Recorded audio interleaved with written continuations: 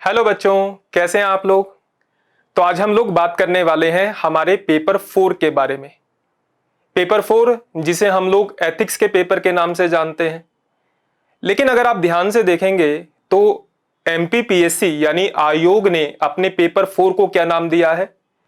दर्शन शास्त्र, मनोविज्ञान एवं लोक प्रशासन, philosophy, psychology and public administration. देखिए, वास्तविकता में एथिक्स नाम से कोई अलग से सब्जेक्ट नहीं होता। जो एथिक्स होता है वो उसका कुछ हिस्सा फिलॉसफी से लिया जाता है, कुछ मनोविज्ञान से लिया जाता है और कुछ लोक प्रशासन से लिया जाता है। तो आपके पेपर 4 जिसे हम लोग एथिक्स कहते हैं उसका नाम क्या है? Philosophy, psychology and public administration. आज हम लोग इस पेपर 4 के एक टॉपिक पर बात करने वाले हैं। शुरुआत करने से पहले कुछ बातें जो मैं अपने बारे में बता दूं। मेरा नाम राहुल गोयल है। मैंने अपनी मास्टर की डिग्री लोक प्रशासन से की। उसी विषय में मैंने अपना नेट और जेआरएफ का एग्जाम क्लियर किया। मुझे लगभग अब तक 8 से ज्यादा वर्ष हो गए हैं पढ़ाते हुए और मैंने यूपीएससी, एमपीपीएससी, राजस्थान और हरियाणा पीएससी के बच्चों को पढ़ाया है। मेरा जो सब्जेक्ट का स्पेशलाइजेशन है, यानी मैं किन विषयों को बेहतर तरीके से पढ़ा पाता हूं, एथिक्स, पॉलिटी, पब्लिक एडमिनिस्ट्रेशन। इसे हम कह सकते हैं कि संविधान, लोक प्रशासन और नीति शास्त्र, इन टॉपिक को, इन विषयों को मैं बेहतर तरीके से पढ़ा सकता हूं। अब तक 10,000 से ज्यादा बच्चों को पढ़ा चुका हूं। 10,000 कहना का मतलब है कि 10,000 बच्चे जो डायरेक्ट क्लासरूम में मुझसे पढ़े हैं। बाकी ऑनलाइन तो बहुत सारे बच्चे हैं जिन्होंने मुझसे डायरेक्ट या इनडायरेक्ट तरीके से पढ़ा है। मेरा जो पढ़ाने का अनुभव रहा पंजाब यूनिवर्सिटी चंडीगढ़ में, जब मैं अपनी पीएचडी कर रहा था उस दौरान सिविल सर्विस के बच्चों को पढ़ाना, आनंद सुपर 100 में और स्टडी आईक्यू के एमपीपीएससी प्रोग्राम के अंतर्गत। तो शुरुआत करते हैं। आज हम लोग जिस टॉपिक पर बात करने वाले हैं वो है आपका पेपर 4 का यूनिट नंबर 3। देखिए, सबसे पहले इस बात को समझिए, जो आपका पेपर 4 है वो 200 नंबर का है। इस पेपर 4 को 5 यूनिट में डिवाइड किया गया है। ठीक है, यूनिट 1, 2, 3, 4, 5। जो प्रत्येक यूनिट है वो आपकी 40 अंक की है। तो ये हो गया आपका पेपर 4, टोटल कुल मिलाकर 200 अंक का। अब जो आपकी पहली यूनिट है उसके अंदर दिए गए हैं दार्शनिक, विचारक, फिलोसफर। आपकी जो यूनिट 1 है, 2 है, 3 है और जो 4 है उसमें 5 सवाल आएंगे 2 नंबर के, यानी 5 दूनी 10। 2 सवाल आएंगे आपके 5 नंबर के, ये भी 10 नंबर के, और एक सवाल आएगा आपका 20 नंबर का, यानी कुल मिलाकर 40 अंक। इस तरीके से आपकी पहली, दूसरी, तीसरी और चौथी यूनिट को डिवाइड किया गया है। प्रत्येक यूनिट कितने की है? 40 अंक की है। और 40 अंक में किस तरीके से सवाल आएंगे? 5 सवाल 2 नंबर के, 2 सवाल 5 नंबर के, एक सवाल 20 नंबर का। और जो आपकी 5वीं यूनिट है उसे कहा जाता है केस स्टडी, जहां पर आपसे 2 केस स्टडी पूछी जाएंगी और प्रत्येक केस स्टडी 20 नंबर की होगी। तो इस तरीके से आपका जो पेपर 4 है उसे क्लासिफाई किया गया है। यानी हमें इस बात पर ध्यान रखना है कि प्रत्येक यूनिट का महत्व समान है, बिल्कुल इक्वल है। 40 अंक, और 40 अंक में इतने सवाल 2 नंबर में आएंगे, इतने सवाल 5 नंबर में आएंगे और इतने सवाल 20 नंबर में आएंगे। ये आपको ध्यान में रखना है। इसमें जो यूनिट 3 है, जहां पर आप देख पा रहे हैं लिखा है मानवीय आवश्यकताएं एवं अभिप्रेरणा, ह्यूमन नीड एंड मोटिवेशन। ये पूरी इकाई कितने अंक की है? 40 अंक की है। तो यहां पर आज हम लोग इस टॉपिक पर बात करने वाले हैं मानवीय आवश्यकताएं एवं अभिप्रेरणा। ठीक है, तो 2 टॉपिक है, ह्यूमन नीड्स और मोटिवेशन। मानवीय आवश्यकताओं का अर्थ क्या होता है, मानवीय आवश्यकताओं का वर्गीकरण क्या है, पहले इसको समझेंगे। उसके बाद मोटिवेशन, अभिप्रेरणा, उसका अर्थ क्या है, अभिप्रेरणा को प्रभावित करने वाले कारक क्या है, अभिप्रेरणा का उद्देश्य क्या है, वर्गीकरण क्या है, थ्योरी क्या है, लोक सेवकों के व्यवहार को अभिप्रेरित करने वाले कारक क्या है। तो ये हम लोग कवर करेंगे।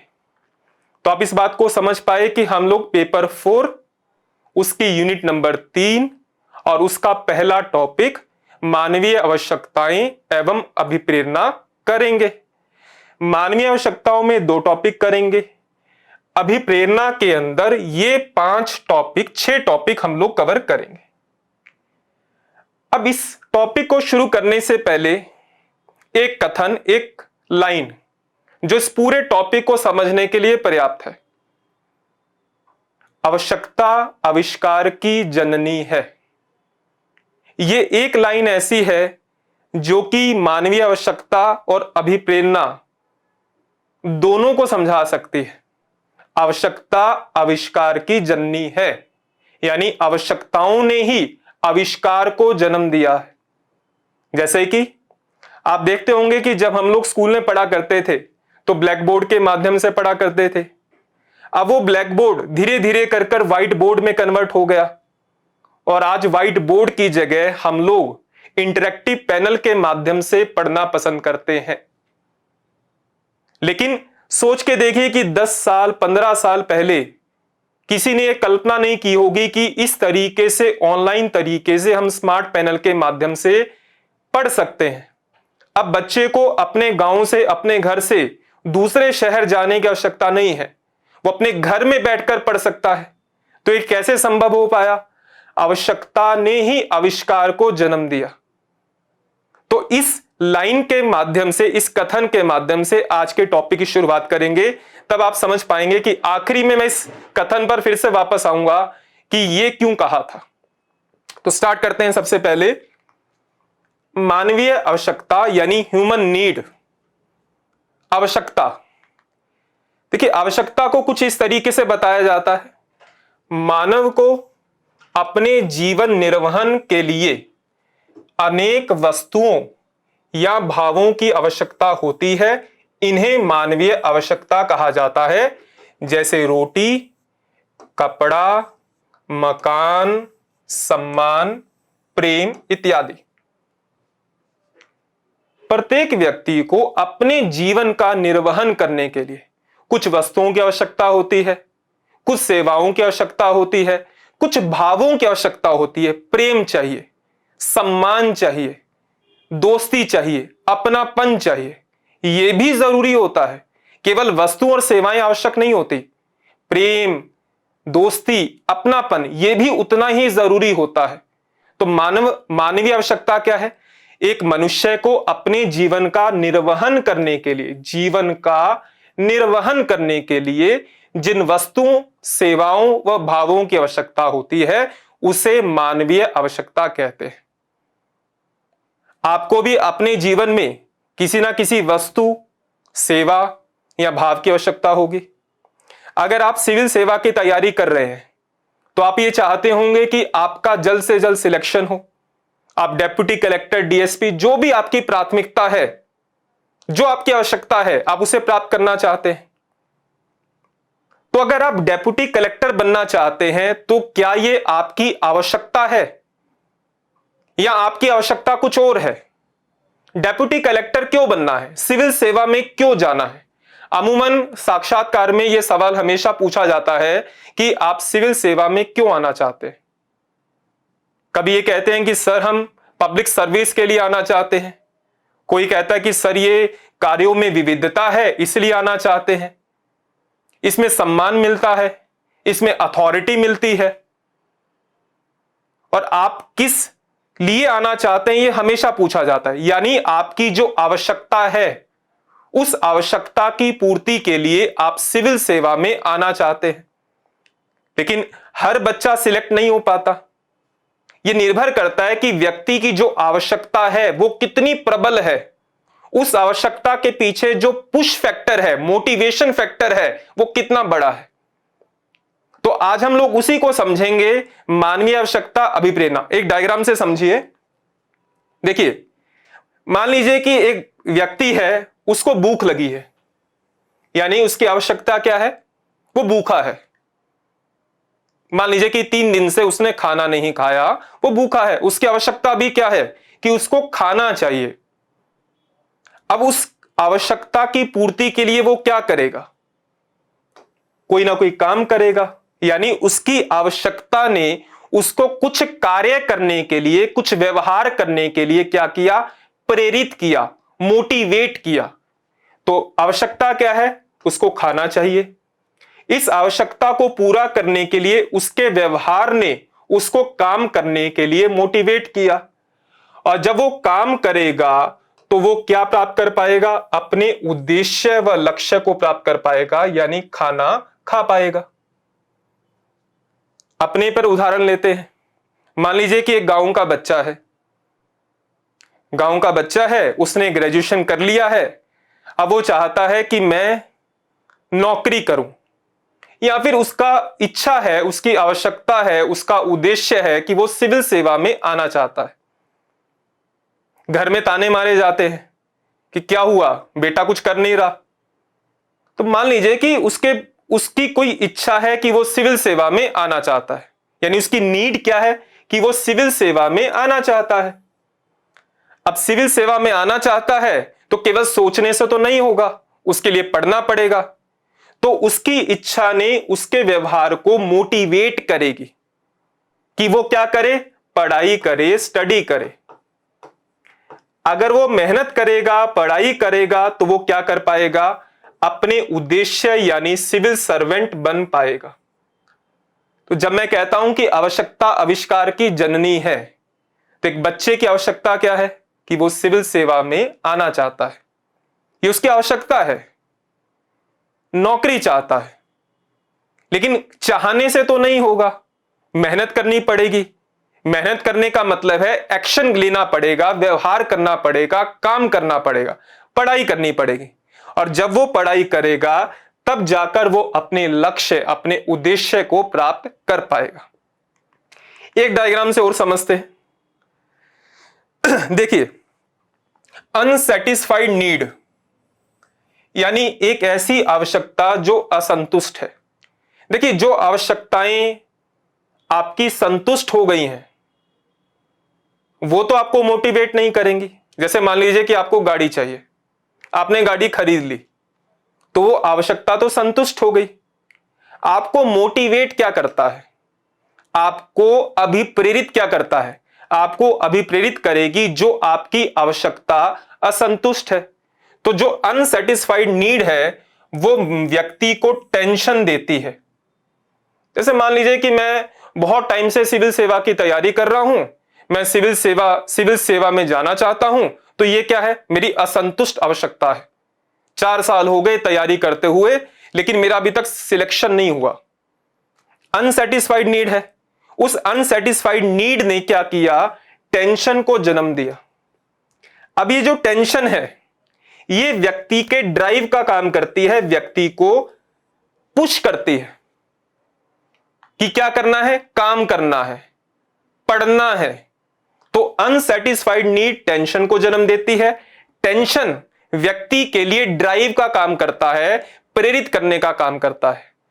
और जब व्यक्ति ड्राइव करता है, ड्राइव करने का मतलब, जैसे मान लीजिए कि मैंने आपको कहा कि कोई बच्चा है, वो सिविल सेवा की तैयारी कर रहा है, 4 साल हो गए, उसका सिलेक्शन नहीं हुआ, तो उसके मन में क्या है, टेंशन है।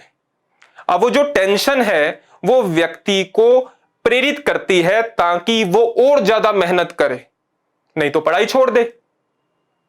टेंशन के सकारात्मक और नकारात्मक दोनों तरीके से परिणाम होते हैं।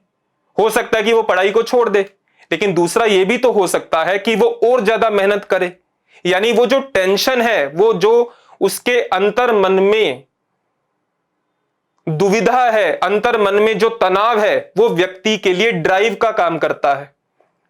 कि एक व्यक्ति की असंतुष्ट आवश्यकता है, उस आवश्यकता ने व्यक्ति को टेंशन दी, उस टेंशन ने उसको पुश करने का काम किया, और वो जो पुश किया उसके कारण व्यक्ति ने कोई ना कोई कार्य किया, कोई ना कोई व्यवहार किया, एक्शन किया, और वो जो व्यवहार करेगा वो उसकी आवश्यकता को संतुष्ट करेगा। आवश्यकता संतुष्ट होगी तो टेंशन कम हो गई। ऐसा ही होता है जीवन में। जब भी हमारी कोई इच्छा होती है, हमारी कोई आवश्यकता होती है, और जब तक वो आवश्यकता पूरी नहीं होती तो हमें क्या होती है, टेंशन होती है। और वो जो तनाव है, वो जो टेंशन है, वो हमारे लिए ड्राइव का काम करती है। ड्राइव का मतलब वो हमें पुश करती है उस इच्छा को, उस आवश्यकता को पूरा करने के लिए, और उसके लिए फिर हम मेहनत करते हैं, आवश्यकता को पूरा करते हैं। आवश्यकता पूरी होती है तो टेंशन कम होता है। लेकिन क्या ये चक्र यहीं रुक जाता है? ऐसा कभी नहीं होता। जब हम कहते हैं कि जीवन में संघर्ष है, जब तक जीवन है तब तक संघर्ष है, और जब तक संघर्ष है तब तक जीवन है, इसका मतलब क्या है कि मनुष्य आवश्यकताओं से, इच्छाओं से हमेशा घिरा रहता है। एक आवश्यकता पूरी हुई, वो संतुष्ट हुई तो दूसरी आवश्यकता जन्म लेती है, दूसरी पूरी होती है तो तीसरी जन्म लेती है, क्योंकि मनुष्य हमेशा आवश्यकताओं के इस चक्र में चलता है। संतुष्टि का भाव सामान्यतः हो नहीं पाता। जब महात्मा बुद्ध, महावीर, जैन, इन सब ने कहा कि मनुष्य की आवश्यकताओं को संतुष्ट कर कर ही हम मोक्ष की ओर आगे बढ़ सकते हैं, लेकिन जब तक जीवन है तब तक संघर्ष है, और जब तक संघर्ष है तब तक जीवन है। तो यहां पर यह समझाने की कोशिश की गई कि आवश्यकता क्या होती है। हमारा पहला टॉपिक क्या है? ह्यूमन नीड, मानवीय आवश्यकता। मानवीय आवश्यकता का मतलब कि मनुष्य को अपने जीवन का निर्वहन करने के लिए कुछ वस्तुओं की, कुछ सेवाओं की, कुछ भावों की आवश्यकता होती है, जिसे मानवीय आवश्यकता कहते हैं। मानवीय आवश्यकता को पूरा करने के लिए व्यक्ति कोई ना कोई कार्य करता है, कोई ना कोई व्यवहार करता है, और उस कार्य व व्यवहार के माध्यम से वह व्यक्ति अपनी आवश्यकता को संतुष्ट करता है, पूरा करता है, और उस आवश्यकता के संतुष्ट हो जाने के बाद कोई नई इच्छा, कोई नई आवश्यकता जन्म लेती है। तो यह है मानवीय आवश्यकता का किस तरीके से चक्र चलता है। अब समझने की दूसरी कोशिश करते हैं कि मानवीय आवश्यकताओं का वर्गीकरण क्या है। अगर मैं पूछूं कि मानव की आवश्यकता क्या है, ह्यूमन नीड क्या है, प्रत्येक मनुष्य के लिए आवश्यकता अलग अलग हो सकती है। जिस व्यक्ति ने 3 दिन से खाना नहीं खाया, उसके लिए खाना ही आवश्यकता होगी। जिसके घर में खाने की कोई दिक्कत नहीं है, उसके लिए कोई दूसरी आवश्यकता होगी। तो प्रत्येक मनुष्य के लिए आवश्यकताएं भिन्न भिन्न हो सकती हैं। लेकिन अगर हम कहें कि मानवीय आवश्यकताओं का वर्गीकरण क्या है, क्लासिफिकेशन ऑफ ह्यूमन नीड क्या है, तो एक विद्वान हुए थे अब्राहम मास्लो। अब्राहम मास्लो ने अपनी किताब ए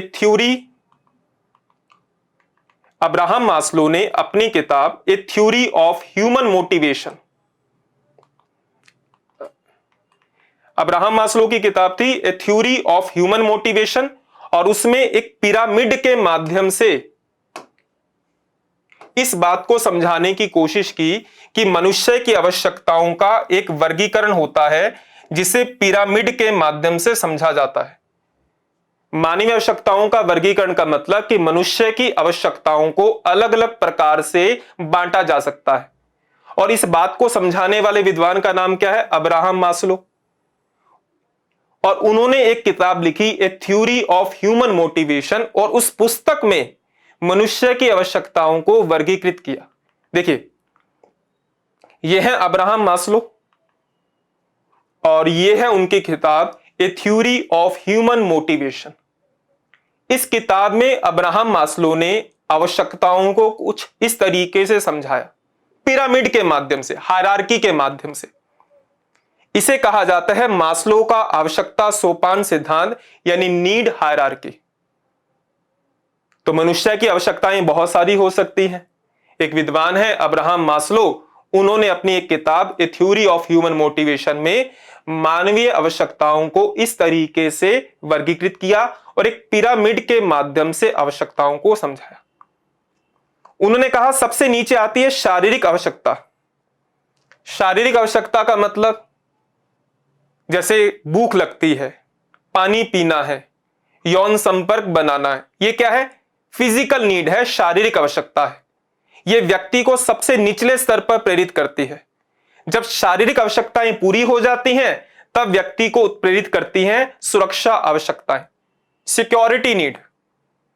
जैसे मान लीजिए कि वो नौकरी करता है तो उसकी आवश्यकता क्या है कि मेरी नौकरी ना जाए।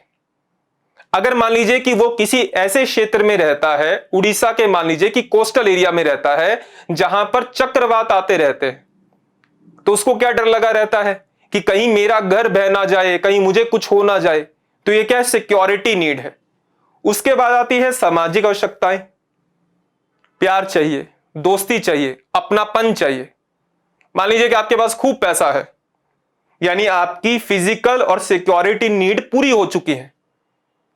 खाने पीने, गाड़ी बंगला सब है आपके पास, सिक्योरिटी भी पूरी है, लेकिन आपका कोई दोस्त नहीं है, आपके जीवन में कोई जीवन साथी नहीं है।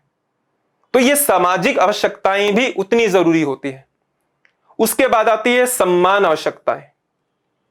सम्मान का मतलब कि जहां आप काम करते हैं वहां आपको सम्मान मिले, आप जहां जिस परिवार में जिस घर में रहते हैं वहां पर आपको सम्मान मिले। और उसके बाद आती है सबसे ऊपर आत्मबोध। अब्राहम मास्लो ने आत्मबोध की आवश्यकता को सबसे ऊपर रखा। आत्मबोध का मतलब कि जब व्यक्ति किसी कार्य को इसलिए नहीं करता कि उसे वहां से कोई पैसा मिलेगा, कोई सम्मान मिलेगा, वो काम सिर्फ इसलिए करता है क्योंकि उसको काम करने में ही आनंद आता है। मान लीजिए कि कोई टीचर है, वो पढ़ाने का कोई पैसा नहीं लेता, वो कोई सम्मान का भूखा नहीं है, बस उसको पढ़ाने में आनंद आता है। तो वो किस आवश्यकता की ओर है? आत्मबोध, सेल्फ एस्टीम, यानी उसको अपने ही काम को करने में आनंद आता है। तो अब्राहम मास्लो ने आवश्यकताओं को, मानवीय आवश्यकताओं को इन 5 कैटेगरी में बांटा और उसके अनुसार सबसे नीचे होती है शारीरिक आवश्यकता और सबसे ऊपर होती है आत्मबोध आवश्यकता। मास्लो का कहना था कि दुनिया में 1% से भी कम लोग हैं जो कि इस आवश्यकता को पूरा करने के लिए काम करते हैं। आत्मबोध को आत्मसिद्धि भी कहा जाता है। तो इस तरीके से अब्राहम मास्लो ने मानवीय आवश्यकताओं का वर्गीकरण किया।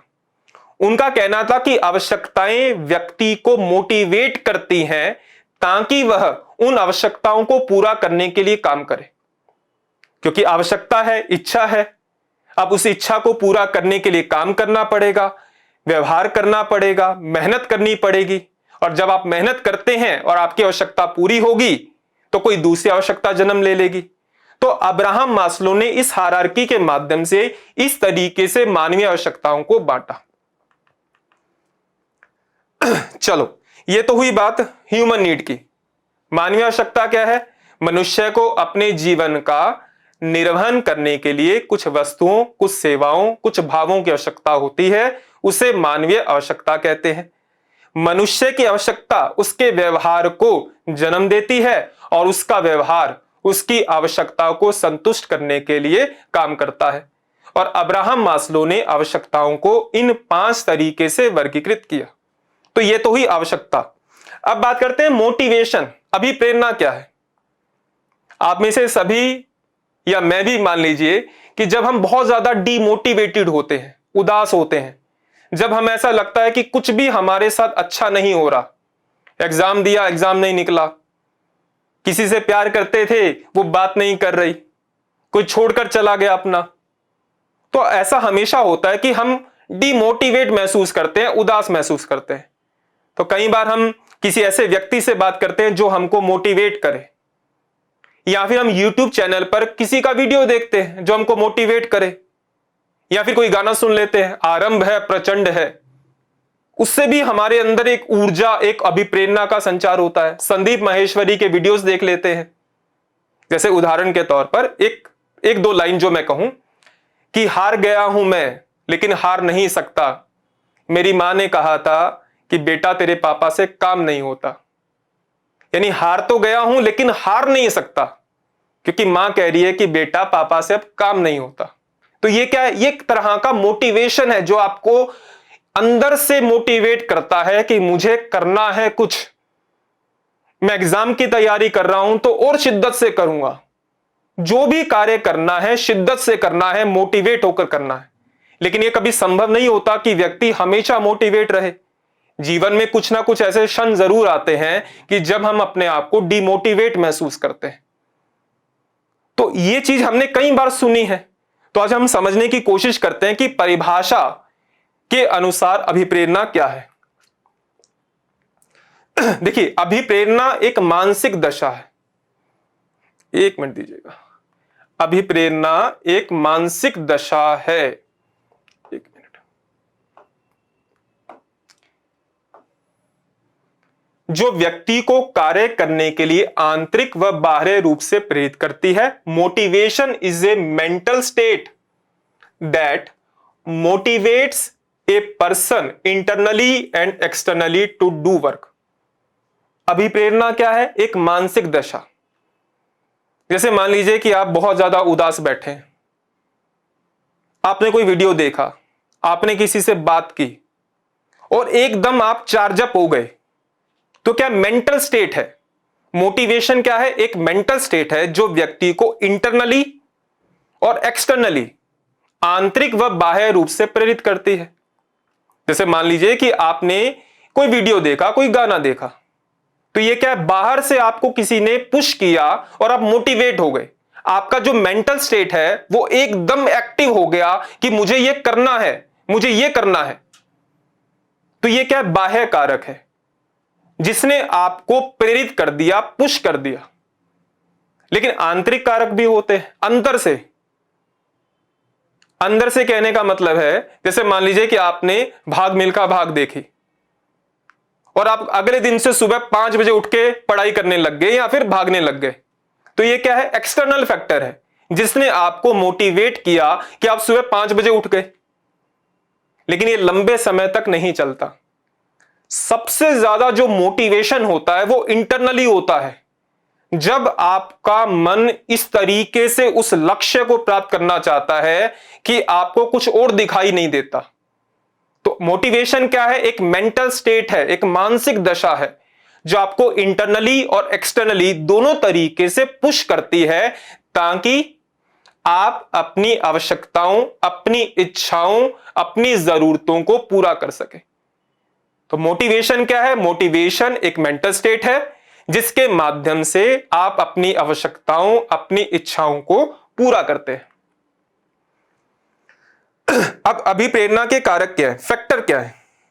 इस डायग्राम के माध्यम से देखेंगे तो आपको एक तरफ नजर आ रहा है आंतरिक और दूसरी तरफ नजर आ रहा है बाह्य। देखिए, पैसा, मनी, ग्रेड्स, स्कूल में अगर आप पढ़ते हैं, प्रेज, प्रशंसा, एग्जाम, करियर, ये फैक्टर क्या है? बाहर से प्रेरित करते हैं। मान लीजिए कि आपको बहुत पैसा चाहिए, आप काम कर रहे हैं, तो ये क्या है? बाह्य कारक है। पैसा क्या है? एक बाह्य कारक है जो आपको मोटिवेट करता है कि आप काम करें। अगर आप स्कूल में पढ़ते हैं, आपको अच्छे नंबर चाहिए, ग्रेड्स चाहिए, तो वो क्या है? वो भी एक्सटर्नल फैक्टर है, बाहर से प्रेरित करने वाला।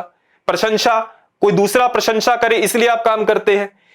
कोई एग्जाम आपने क्रैक किया, एमपीपीएससी का एग्जाम अगर आप इसलिए क्रैक कर रहे हैं कि लोग आपकी प्रशंसा करेंगे, तो ये भी क्या है? एक्सटर्नल फैक्टर है। करियर, अगर आप अपने करियर में कुछ पाना चाहते हैं, तो ये सब क्या है? ये सब है एक्सटर्नल फैक्टर जो व्यक्ति को बाहर से मोटिवेट करते हैं ताकि वो अपनी आवश्यकताओं को, इच्छाओं को संतुष्ट कर सके। लेकिन इससे ज्यादा महत्वपूर्ण माने जाते हैं इंटरनल फैक्टर, आंतरिक कारक। सेंस ऑफ अचीवमेंट, आप अपने जीवन में कुछ उपलब्धि हासिल करना चाहते हैं, आप इसलिए काम नहीं कर रहे कि आपको पैसा मिलेगा, आपको सम्मान मिलेगा, आप इसलिए काम करना चाहते हैं कि आप अपने जीवन में कुछ उपलब्धि चाहते हैं कि मरने के बाद भी आपका नाम याद रखा जाए। क्यूरियोसिटी, आपको जानने की इच्छा है। जिस दिन आप अपनी पढ़ाई में जानने की इच्छा रखेंगे, जैसे मान लीजिए आप किसी टॉपिक को पढ़ते हैं, जैसे इतिहास में पढ़ते हैं, पॉलिटी में पढ़ते हैं कि किस आर्टिकल में क्या लिखा है, और आपने उसको रट लिया। लेकिन जिस दिन आपके अंदर वो जानने की इच्छा होगी, अरे क्या है इसमें, क्या हुआ, वो जो जानने की इच्छा होती है वो व्यक्ति को इंटरनली प्रेरित करती है। इंटरेस्ट, आपकी रुचि। प्राइड, आपको जो गर्व का भाव महसूस होता है कि ये काम करके संतुष्टि मिल गई, तो इन्हें क्या कहा जाता है? बाह्य कारक। आज सिविल सेवा के अंदर बाह्य कारकों की तुलना में आंतरिक कारकों पर ज्यादा बल दिया जाता है, क्योंकि पैसे के लिए कोई भी काम करता है, लेकिन जब व्यक्ति केवल पैसे के लिए काम ना कर अचीवमेंट के लिए काम करता है, प्राउड के लिए काम करता है, तब उसे क्या कहा जाता है? Internal motivation factor.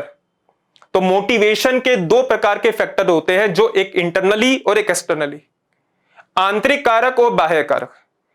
जैसे मान लीजिए कि आप बहुत ज्यादा डिमोटिवेट हैं, आपने किसी व्यक्ति से बातचीत की और उसने आपको इतना ज्यादा मोटिवेट कर दिया कि आप काम करने लग गए, लेकिन वो बहुत लंबे समय तक नहीं चलता। जैसे ये कहा जाता है कि रिश्तेदारों के जो ताने होते हैं उससे ज्यादा मोटिवेशन कुछ नहीं होता। एक मिनट।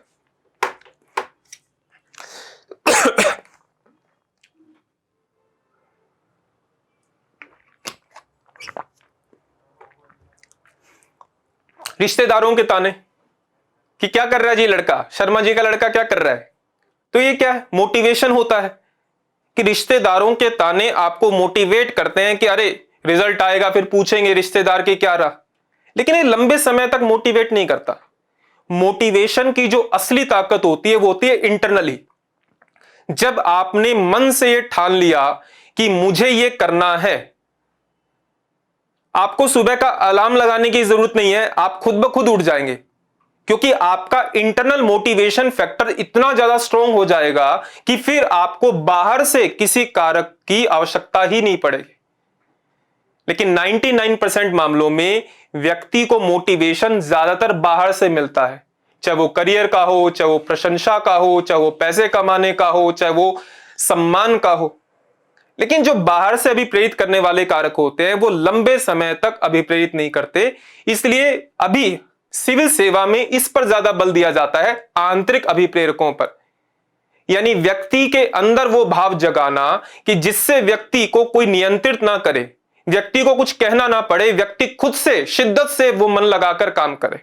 तो इन्हें क्या कहा जाता है? अभिप्रेरणा के कारक।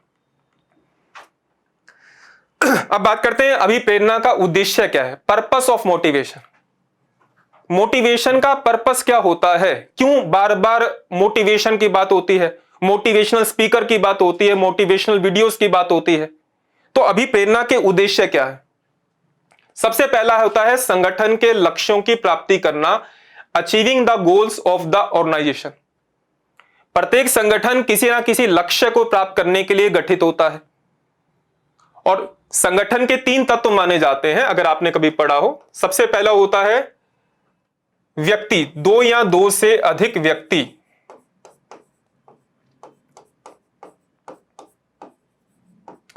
दूसरा कारक होता है एक संगठन के बनने का साझा उद्देश्य। तीसरा होता है सहयोग। ऐसा कहा जाता है कि एक संगठन के लिए इन 3 चीजों का होना जरूरी है। 2 या 2 से अधिक व्यक्ति हो, उनका कोई सामान्य या साझा उद्देश्य हो, और उनके बीच में सहयोग करने की चाहत हो। अगर ये तीनों घटक पूरे होते हैं तब एक संगठन का निर्माण होता है। तो पहला उद्देश्य क्या है? संगठन के लक्ष्यों की प्राप्ति करना। तो प्रत्येक ऑर्गेनाइजेशन किसी ना किसी लक्ष्य को प्राप्त करने के लिए बनाया जाता है, और उस लक्ष्य को प्राप्त करने के लिए कर्मचारियों का बड़ा महत्व होता है। यदि एक कर्मचारी कार्य करने में रुचि नहीं ले रहा, अपने आप को उदास महसूस करता है, डिमोटिवेट महसूस करता है, तो संगठन के मालिकों का यह उद्देश्य, यह कार्य होता है कि वह अपने कर्मचारियों को मोटिवेट करे। एक टीचर का यह कर्तव्य होता है कि वो बच्चों को मोटिवेट करे। क्यों मोटिवेट करे? ताकि वो एग्जाम को क्रैक कर सके। तो किसी भी संगठन में लक्ष्यों को प्राप्त करने के लिए कर्मचारियों का मोटिवेट होना जरूरी है। तो पहला उद्देश्य क्या है? संगठन के लक्ष्यों की प्राप्ति करना। और यह कैसे संभव होगा? जब संगठन में काम करने वाले कर्मचारी, अधिकारी मोटिवेट रहे। दूसरा, कर्मचारियों के मनोबल में वृद्धि करना। मनोबल, मन का बल।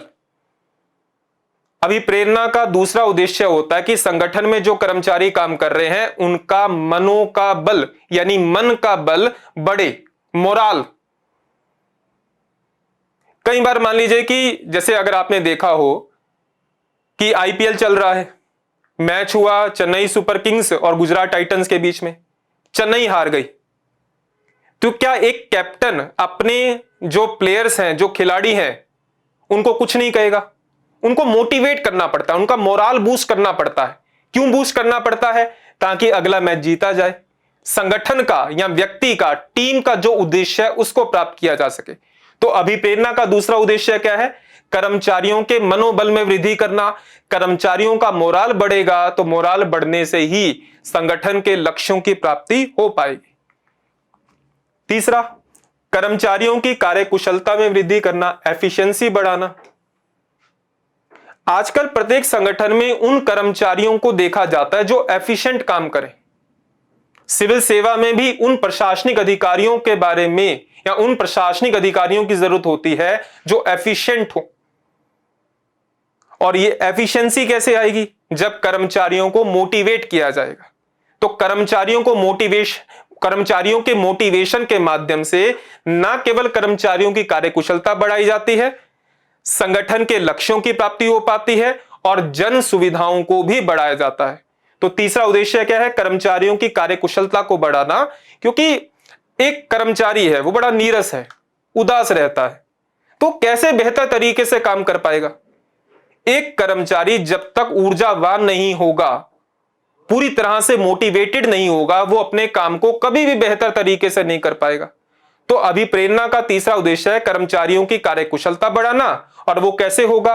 कर्मचारियों के मनोबल को बढ़ाकर, कर्मचारियों को प्रेरित कर कर। अब मोटिवेशन कैसे होगा? वो मॉनिटरी भी हो सकता है, नॉन मॉनिटरी भी हो सकता है। डिपेंड करता है कि कर्मचारी किस चीज से प्रेरित होते हैं। कुछ कर्मचारी वेतन के बढ़ने से मोटिवेट हो जाते हैं, कोई कर्मचारी कार्य करने की सुविधाएं मिलने से मोटिवेट हो जाते हैं। तो कर्मचारियों की कार्यकुशलता बढ़ाना अभिप्रेरणा का तीसरा उद्देश्य है। चौथा, कर्मचारियों में आत्मनियंत्रण की प्रवृत्ति को प्रोत्साहित करना, to encourage the tendency to the self control in the employees. Self control, ऐसा माना जाता है कि ज्यादातर कर्मचारी बाहर से नियंत्रण होना पसंद करते हैं। जैसे मान लीजिए कि कोई कर्मचारी है, वो ऑफिस में गया, उसके ऑफिस का टाइम है 9 to 5। 9 to 5 कर्मचारी के काम करने का समय है। लेकिन कर्मचारी अगर अपने काम को पसंद नहीं करता, काम में रुचि नहीं लेता, उसको किसी प्रकार से संतुष्ट नहीं है, तो वो क्या करेगा? टाइम पास करेगा। कैसे ना कैसे करके कर्मचारी टाइम पास करेगा, यानी उसको टोकना पड़ेगा। खाली क्यों बैठे हो, काम करो, मोबाइल मत चलाओ, काम करो। तो अभिप्रेरणा कर्मचारियों को सेल्फ कंट्रोल के लिए प्रेरित करती है। अभिप्रेरणा का उद्देश्य होता है ताकि कर्मचारियों को बाहर से कोई नियंत्रित ना करे, कर्मचारी इतने मोटिवेटेड हो, इतने ज्यादा उनका मोराल बड़ा हो कि वो सेल्फ कंट्रोल से काम करें। जैसे आपने देखा होगा कि जब हम छोटे हुआ करते थे तो हम लोग पढ़ाई, मतलब मैं अपनी बात करूं तो पढ़ाई में उतनी रुचि नहीं हुआ करती थी। तो जैसे ही आता था कि पापा आने वाले हैं तो तुरंत किताब उठा के बैठ जाते थे। तो ये क्या था? बाहर से नियंत्रण था। लेकिन कुछ बच्चे ऐसे भी होते हैं जिनको फर्क नहीं पड़ता, स्कूल से आए, फटाफट खाना खाया, तुरंत किताब खोलकर होमवर्क करना लग गए। सेल्फ कंट्रोल, तो वो मोटिवेशन होता है। मोटिवेशन का उद्देश्य होता है कर्मचारियों में आत्मनियंत्रण को विकसित करना। पांचवा, कर्मचारियों के मध्य पारस्परिक सहयोग की भावना में वृद्धि करना। एक संगठन में बहुत सारे कर्मचारी काम करते हैं। प्रत्येक कर्मचारी की सामाजिक, आर्थिक, भौगोलिक पृष्ठभूमि, बैकग्राउंड अलग अलग होता है। और जब अलग अलग बैकग्राउंड होता है तो उनके बीच में तालमेल का अभाव भी हो सकता है, मनमुटाव भी हो सकता है। लेकिन अभिप्रेरणा वो कारक है, या अभिप्रेरणा कर्मचारियों के बीच में सहयोग को प्रेरित करती है। क्योंकि आप सभी जानते हैं कि यूनिटी में ही, एकता में ही ताकत होती है। अगर कर्मचारी एक दूसरे से सहयोग नहीं करेंगे तो वो कैसे बेहतर तरीके से काम कर पाएंगे? और कर्मचारियों के बीच में सहयोग, समन्वय बढ़ाने के लिए संगठन के मालिकों को कर्मचारियों को मोटिवेट करना पड़ता है कि अगर तुम मिलकर काम करोगे तो हम तुम्हें यह सुविधा देंगे, तुम्हारे वेतन में यह वृद्धि करेंगे। तो अगला उद्देश्य क्या है? कर्मचारियों के मध्य पारस्परिक सहयोग की भावना में वृद्धि करना। और एक उद्देश्य है कर्मचारियों की आर्थिक, सामाजिक व मनोवैज्ञानिक आवश्यकताओं की पूर्ति करना। अब मोटिवेशन का उद्देश्य ये केवल ये तो नहीं होता कि संगठन को ही बेनिफिट मिले। अगर संगठन को लाभ होगा तो कर्मचारी को भी लाभ होना चाहिए, चाहे वो सोशली हो, चाहे वो इकोनॉमिकली हो, चाहे वो साइकोलॉजिकल हो। तो ये सब क्या माने जाते हैं? अभिप्रेरणा के उद्देश्य। प्रत्येक मनुष्य की आवश्यकताएं हैं, उन आवश्यकताओं, इच्छाओं को पूरा करने के लिए व्यक्ति कार्य करता है। क्यों कार्य करता है? ताकि वह आवश्यकता व इच्छा को संतुष्ट कर सके। यानी आवश्यकताएं व्यक्ति के व्यवहार को प्रेरित करती हैं ताकि वह काम करे। और जहां पर वह काम करता है, जिस संगठन में वह काम करता है, संगठन भी अपने लक्ष्यों को प्राप्त करे और साथ ही साथ कर्मचारियों की भी सामाजिक, आर्थिक, मनोवैज्ञानिक आवश्यकताओं की संतुष्टि हो। तो ये सब माने जाते हैं अभिप्रेरणा के उद्देश्य। मान लीजिए कि 5 मार्कर में सवाल आया कि अभिप्रेरणा के उद्देश्य बताओ, या फिर यह सवाल आ गया कि अभिप्रेरणा की आवश्यकता क्यों है। तो ये 6 बिंदु हैं जिसके आधार पर आप अपने 5 मार्कर को लिख सकते हैं। अब आते हैं अभिप्रेरणा का वर्गीकरण, क्लासिफिकेशन। सबसे पहले हमने क्या पढ़ा? अभिप्रेरणा का अर्थ क्या है? What is motivation? अभिप्रेरणा एक मानसिक दशा है, एक मेंटल स्टेट है जो कर्मचारी को आंतरिक व बाह्य रूप से प्रेरित करती है। फिर हमने मोटिवेशन के फैक्टर पढ़े। मोटिवेशन के 2 फैक्टर होते हैं, एक जो इंटरनली होता है और एक एक्सटर्नली होता है। बाहर से अभिप्रेरित करने वाले कारक और अंदर से अभिप्रेरित करने वाले कारक। और एक व्यक्ति की सफलता के लिए सबसे ज्यादा जरूरी होता है इंटरनल मोटिवेशन। एक व्यक्ति का इंटरनल मोटिवेशन जितना ज्यादा स्ट्रांग होगा, उतना ही व्यक्ति अपने कार्य, अपने उद्देश्य, अपने लक्ष्य को प्राप्त कर पाएगा। एक्सटर्नल मोटिवेशन के पावर कुछ समय के लिए होती है। कोई मोटिवेशनल स्पीच सुनी, किसी से बात की, वो आपको 1 दिन, 2 दिन, हफ्ते के लिए मोटिवेट कर सकती है, लंबे समय के लिए नहीं। लंबे समय के लिए मोटिवेशन के लिए जरूरी होता है इंटरनल फैक्टर्स। उसके बाद फिर हम लोगों ने बात की कि अभिप्रेरणा के किस तरीके से उद्देश्य होते हैं, अभिप्रेरणा का पर्पस क्या होता है, क्यों मोटिवेशन की बार बार बात होती है, क्यों हमेशा संगठन में कर्मचारियों के मोटिवेशन पर बल दिया जाता है। अब बात करते हैं अभिप्रेरणा का वर्गीकरण। अभिप्रेरणा के वर्गीकरण को हम ये भी कह सकते हैं कि अभिप्रेरणा के प्रकार, types of motivation. Types of motivation 3 प्रकार के माने जाते हैं। आप कह सकते हैं बाह्य व आंतरिक अभिप्रेरणा, बाहर से अभिप्रेरित करने वाले फैक्टर और अंदर से अभिप्रेरित करने वाले फैक्टर। जैसे अगर आप पैसे के लिए काम कर रहे हैं तो वो एक्सटर्नल फैक्टर है। अगर आप अचीवमेंट के लिए काम कर रहे हैं, संतुष्टि के लिए काम कर रहे हैं, तो वो क्या है? इंटरनल फैक्टर है। दूसरा, धनात्मक और ऋणात्मक अभिप्रेरणा, पॉजिटिव एंड नेगेटिव मोटिवेशन। जैसे छोटा बच्चा होता है, छोटे बच्चे को मां कहे कि अगर तूने दूध का गिलास पूरा पिया तो तेरे को चॉकलेट दी जाएगी। ये क्या है? Positive motivation. बच्चा तुरंत दूध का गिलास पी लेता है। चॉकलेट भी नहीं, क्लैपिंग कर देना, शाबाशी दे देना, ये क्या? Positive motivation. नेगेटिव, अगर तूने दूध का गिलास पूरा नहीं किया तो तेरे को स्टोर में बंद कर देंगे, ये क्या है? Negative motivation. तो धनात्मक यानी पॉजिटिव और नेगेटिव मोटिवेशन भी दोनों जरूरी होते हैं। देखिए, हर व्यक्ति पॉजिटिव मोटिवेशन से काम नहीं करता। जैसे अगर आप किसी कर्मचारी को कहें कि अगर तूने अच्छा काम किया तो तेरे को बोनस मिलेगा, लेकिन हर व्यक्ति बोनस से प्रेरित नहीं होता, तब भी कोई काम नहीं कर रहा। ऐसे व्यक्ति को फिर डराना भी पड़ता है कि अगर तूने काम नहीं किया तो तेरे वेतन में कटौती हो जाएगी, तुझे नौकरी से निकाल देंगे। तो ये क्या है? Negative motivation. और एक संगठन के अंतर्गत पॉजिटिव और नेगेटिव दोनों प्रकार के मोटिवेशन पर बल दिया जाता है। तीसरा है मौद्रिक और अमौद्रिक अभिप्रेरण। आसान भाषा में कहें, वित्तीय और अवित्तीय। मौद्रिक अभिप्रेरण का मतलब पैसा, अमौद्रिक अभिप्रेरण का मतलब पैसे को छोड़कर बाकी चीजें। वो सम्मान हो सकता है, पुरस्कार हो सकता है, पहचान हो सकती है, स्वाभिमान हो सकता है। तो मोटिवेशन के ये 3 प्रकार माने जाते हैं। पहला क्या है? बाहर से अभिप्रेरित करना और अंदर से। जो फैक्टर आपको बाहर से अभिप्रेरित करते हैं उन्हें कहा जाता है बाह्य अभिप्रेरणा, और जो कारक आपको अंदर से मोटिवेट करते हैं उन्हें कहा जाता है आंतरिक अभिप्रेरणा। पॉजिटिव और नेगेटिव। अगर आपको किसी कार्य को करने पर प्रशंसा, सम्मान, पुरस्कार मिलता है तो वो पॉजिटिव मोटिवेशन है।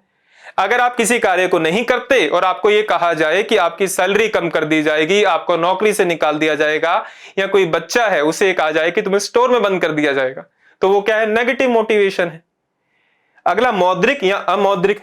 मौद्रिक का मतलब फाइनेंस से है, पैसे से है। अमौद्रिक का मतलब पैसे को छोड़कर दूसरी चीजों से।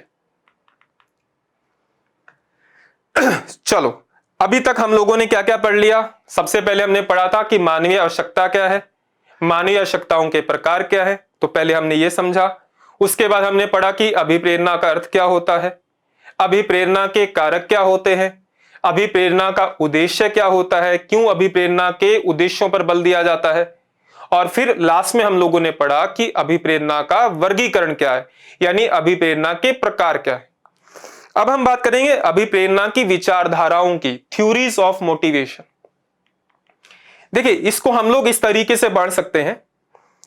विचारधाराओं में एक होती है ट्रेडिशनल, परंपरागत विचारधाराएं, जिसमें 3 आती हैं: फियर एंड पनिशमेंट, भय एवं दंड विचारधारा, पुरस्कार विचारधारा, reward theory, carrot and stick theory.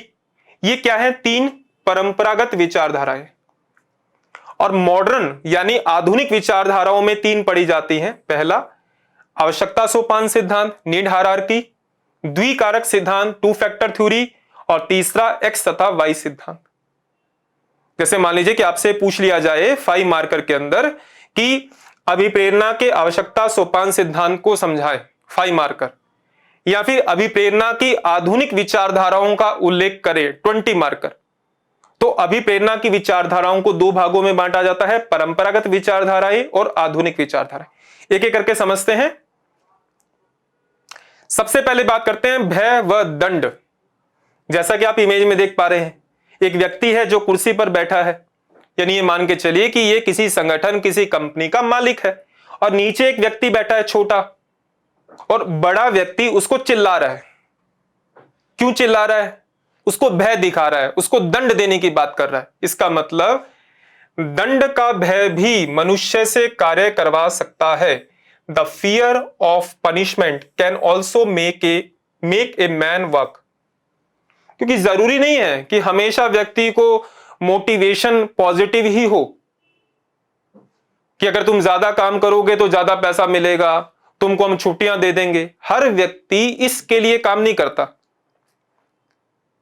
मनोवैज्ञानिकों का ऐसा मानना है कि ज्यादातर लोग डर कर, दंड व भय से काम करते हैं।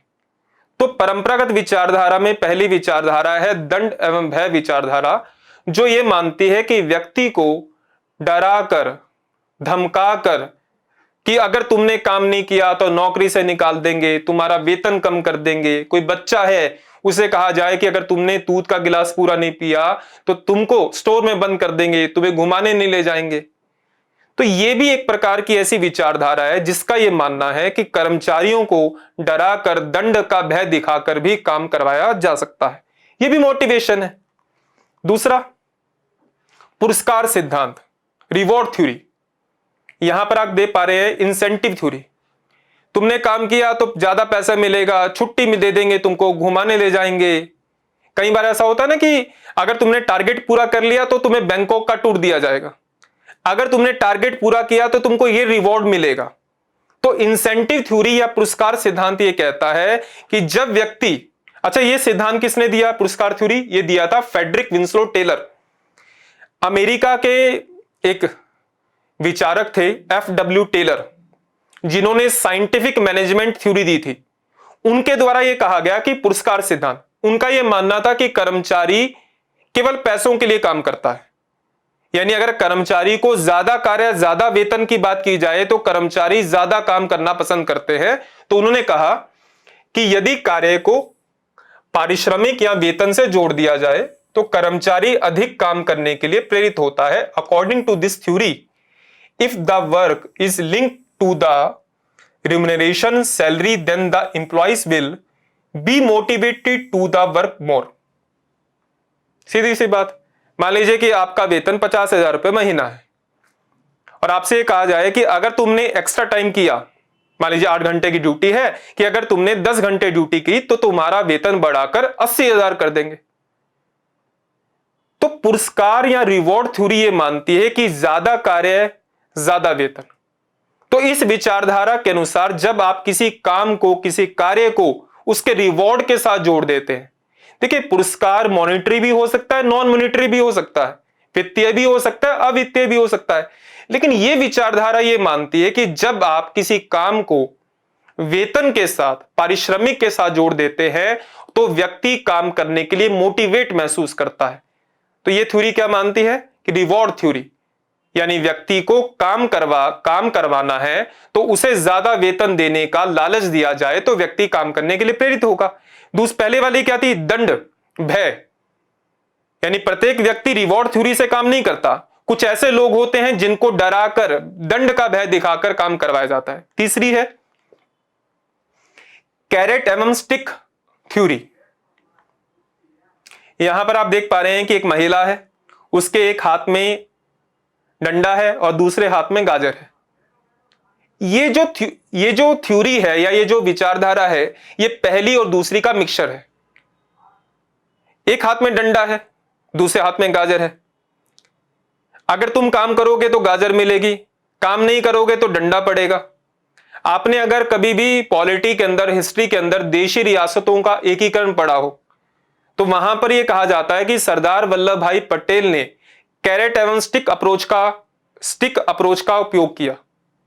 उन्होंने देशी रियासतों को कहा कि अगर तो आप भारत में शामिल हो जाती है तो हम आपको ये सुविधाएं देंगे, और दूसरी तरफ यह भी कहा कि अगर इस तारीख तक आप भारत में अपना विलय नहीं करती और आपकी जनता ने विद्रोह कर दिया तब हम ये शर्तें, ये जो सुविधाएं हैं, ये आपको नहीं देंगे, बल्कि भारत सरकार का रुख आपकी तरफ कठोर हो जाएगा। और वास्तविकता यही है कि केवल दंड से या केवल पुरस्कार से व्यक्ति काम नहीं करता। अप्रोच होनी चाहिए ये वाली कैरेट एवं स्टिक अप्रोच। यह विचारधारा भय व दंड तथा पुरस्कार सिद्धांत का मिला जुला तथा परिष्कृत रूप है, यानी दोनों का मिक्सचर है। जो व्यक्ति पुरस्कार से काम करने के लिए प्रेरित हो तो उन्हें पुरस्कार दिया जाए, रिवॉर्ड दिया जाए, लेकिन जो कर्मचारी पुरस्कार से अभिप्रेरित ना हो तो उन्हें डंडा दिखाकर, डर दिखाकर अभिप्रेरित किया जाए। तो आप ये कह सकते हैं कि कैरेट एवं स्टिक अप्रोच पहली दोनों विचारधाराओं का मिश्रित रूप है। चलो, हम लोगों ने क्या पढ़ रहे थे? अभिप्रेरणा की विचारधाराएं। परंपरागत विचारधाराओं में 3 थी जो हमने पढ़ी: भय एवं दंड विचारधारा, पुरस्कार विचारधारा और कैरेट एवं स्टिक विचारधारा। सामान्यतः इससे सवाल आता नहीं है क्योंकि ये परंपरागत विचारधारा है। सवाल आता है ज्यादातर आधुनिक विचारधाराओं से, जिसमें 3 को पढ़ा जाता है: आवश्यकता सोपान सिद्धांत, द्विकारक सिद्धांत और एक्स तथा वाई सिद्धांत। ये तीनों ही विचारधाराएं आपसे एग्जाम में 5 मार्कर या फिर 20 मार्कर के अंदर पूछी जा सकती है। मैंने आपको शुरुआत में बताया कि 5 सवाल आएंगे 2 नंबर के, 2 सवाल आएंगे 5 नंबर के और 1 सवाल आएगा 20 नंबर का। टोटल कितने नंबर का आएगा पे यूनिट? 40 नंबर की। तो ये जो 3 सिद्धांत है ये आपसे 5 मार्कर या फिर 20 मार्कर के अंदर पूछे जा सकते हैं। शुरुआत करते हैं सबसे पहले आवश्यकता सोपान सिद्धांत। इनकी इमेज आपने पहले भी देखी थी, अब्राहम मास्लो। इनकी किताब का नाम क्या है? ए थ्योरी ऑफ ह्यूमन मोटिवेशन। इन्होंने आवश्यकताओं को वर्गीकृत किया। देखिए, अब्राहम मास्लो का आवश्यकता पद सोपान सिद्धांत मानव अभिप्रेरणा का पहला व्यवस्थित अवधारणात्मक मॉडल है। यानी ये मान के चलिए कि अगर आपने मोटिवेशन वाला चैप्टर पढ़ा है और आपने अब्राहम मास्लो को नहीं पढ़ा तो यह माना जाता है कि आपने मोटिवेशन वाला चैप्टर पढ़ा ही नहीं, क्योंकि मोटिवेशन का पहला सिस्टमैटिकली जो मॉडल माना जाता है वो अब्राहम मास्लो का माना जाता है, जिसे क्या कहा जाता है? नीड हायरार्की मॉडल, ये वाला। उन्होंने कहा कि मनुष्य की आवश्यकताएं पिरामिड के रूप में होती हैं। पहले उसको शारीरिक आवश्यकता प्रेरित करती है, जब वो संतुष्ट हो जाती है फिर सुरक्षा, उसके बाद सामाजिक, उसके बाद सम्मान और उसके बाद कुछ लोग आत्मबोध आवश्यकता को प्रेरित करते हैं। तो अब्राहम मास्लो का मानना था कि व्यक्ति की आवश्यकताएं, एक मिनट दीजिएगा,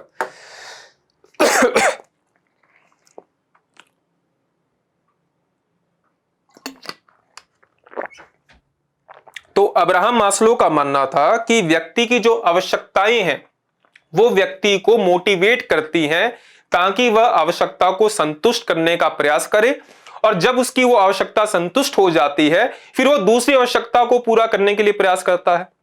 तो अब्राहम मास्लो के अनुसार सबसे नीचे आती हैं शारीरिक आवश्यकताएं और सबसे ऊपर आती है आत्मबोध की आवश्यकता। उनका यह कहना था कि जो नीचे की आवश्यकताएं हैं उनकी इंटेंसिटी बहुत तेज होती है। जैसे मान लीजिए कि किसी व्यक्ति ने 3 दिन से कुछ नहीं खाया, भूखा है, वो अपनी भूख को संतुष्ट करने के लिए, अपनी भूख की आवश्यकता को पूरा करने के लिए जिस हद तक काम करने को तैयार हो जाएगा उतना आत्मबोध में नहीं होता। लेकिन उन्होंने क्या कहा, शारीरिक आवश्यकता सबसे निचले स्तर की होती है लेकिन उसकी जो इंटेंसिटी होती है वो बहुत तेज होती है, उसको पूरा करने के लिए वो किसी भी हद तक जाने के लिए तैयार है। और जैसे जैसे आवश्यकताओं के सोपान में आप ऊपर बढ़ते हैं इंटेंसिटी कम होती जाती है। ज्यादातर जो लोग होते हैं वो शारीरिक सुरक्षा और सामाजिक आवश्यकताओं के लिए ही प्रेरित होते हैं। तो इस तरीके से उन्होंने मोटिवेशन का पहला मॉडर्न प्रिंसिपल या मॉडर्न मॉडल दिया, आधुनिक सिद्धांत दिया। अब आते हैं दूसरे पर। दूसरा जो सिद्धांत है वो दिया गया था फ्रेडरिक हसबर्ग के द्वारा। उनकी किताब का नाम था द मोटिवेशन टू वर्क। अभिप्रेरणा का आधुनिक विचारधारा में दूसरे मॉडल का नाम क्या है, द्विकारक सिद्धांत, 2 फैक्टर थ्योरी। इसी को कहा जाता है मोटिवेशन हाइजेनिक थ्योरी। देखिए हुआ क्या था, जो फ्रेडरिक हसबर्ग थे वो एक कंपनी के अंदर गए।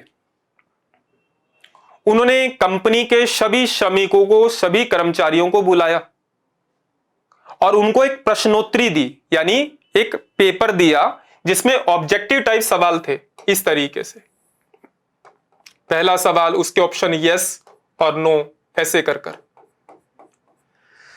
तो फ्रेडरिक हसबर्ग एक मनोवैज्ञानिक है, एक कंपनी के अंदर गए, कंपनी के जो कर्मचारी हैं उनसे एक प्रश्नोत्तरी यानी एक प्रश्न उत्तर की श्रृंखला दी और उनसे पूछा गया कि आपको ऐसे कौन से कारक हैं जो मोटिवेट करते हैं।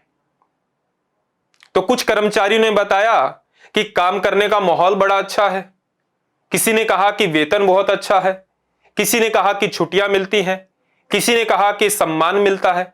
तो अलग अलग कर्मचारियों ने अलग अलग तरीके से बताया कि ऐसे कौन से कारक हैं जिसके कारण वो संगठन में काम करते हैं या फिर अपने आप को मोटिवेट महसूस करते हैं।